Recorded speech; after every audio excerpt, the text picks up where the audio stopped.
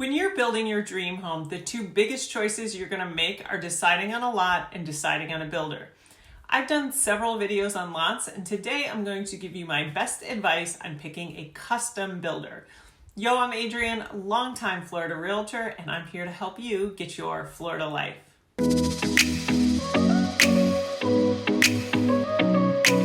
Happy Wednesday, everyone. If you're new here or haven't subscribed yet, please do that now.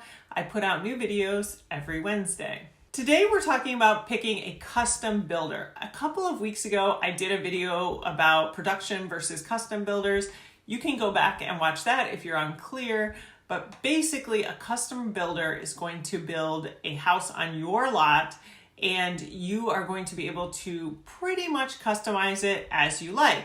I say pretty much because you are still obviously going to have to follow building codes and community guidelines or community regulations for that area. In this video, I'm going to go over how you can find a builder, what I look for in a builder, and finally, when you've narrowed it down to 2 or 3, how to pick the best builder for you. First, my best advice to picking a builder is to get a trusted realtor to refer someone to you.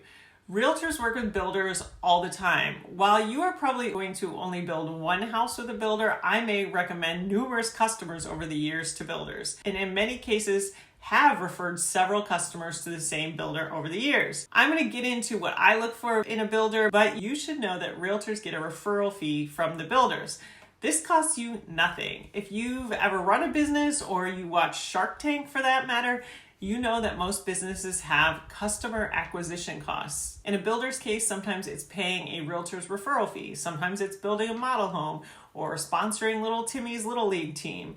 These costs are built in whether you use a realtor or not. The catch is the realtor usually has to introduce you to the builder, or you have to tell the builder the first time you talk to them who your realtor is and that you're working with them. Not only can a realtor help you in the picking of a builder, but they can also help in other ways. For instance, I've had customers ask me if what they wanted to do would be good for resale. I had a customer who was building a home who didn't really see the need for as much garage space as the builder was recommending.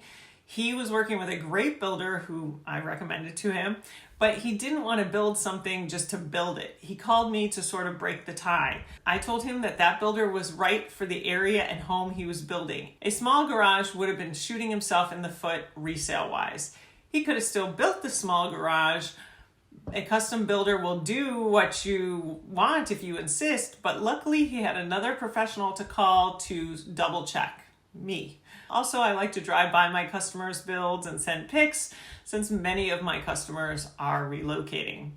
Now let's talk about what I look for in a builder. First, I like a builder who has a reputation for being a good business person. I find that a good business person builds a good house. One follows the other.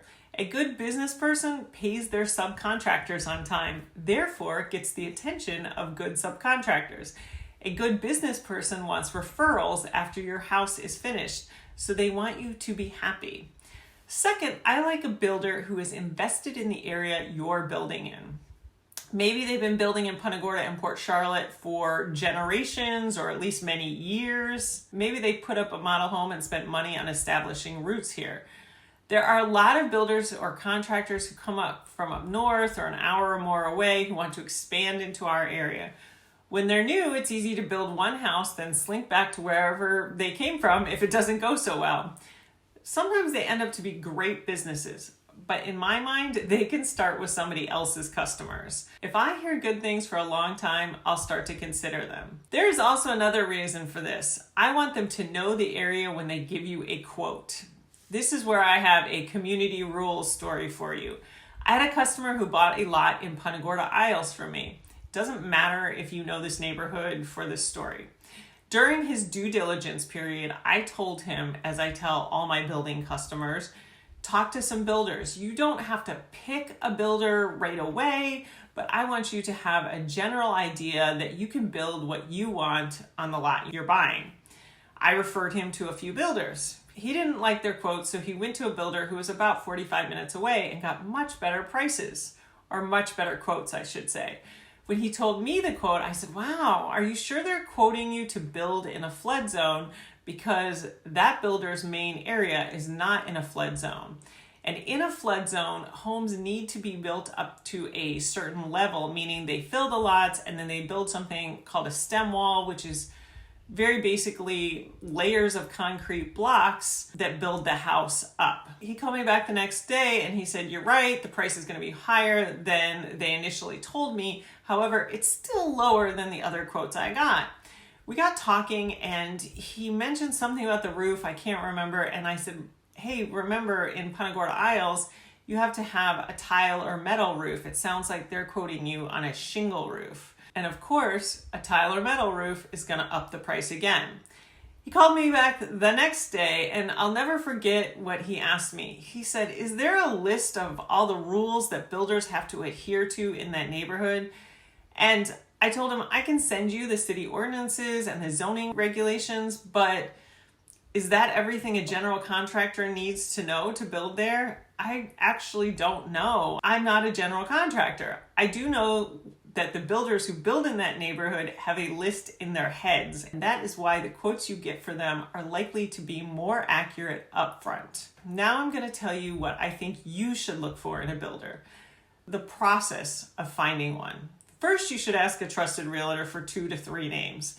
You don't typically need to talk to 20. And frankly, there aren't 20 around that I would personally recommend.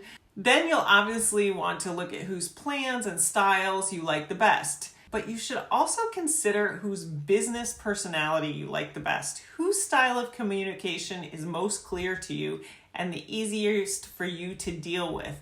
Do they like to text? Do they like to email? Do they answer the phone? Building a custom home takes about 2 years these days. In that time, even if you pick the world's best builder, you are likely to get annoyed with something. The cabinets will be laid or discontinued. The wrong floor will come in. A mistake will be made. And if you can't or don't like dealing with the builder's people, it's going to be a long process. If you have any questions, please feel free to email me. If you'd like recommendations for builders, reach out and we will set up a call to go over what you are looking for in a builder. Thank you for watching. I will talk to you next week.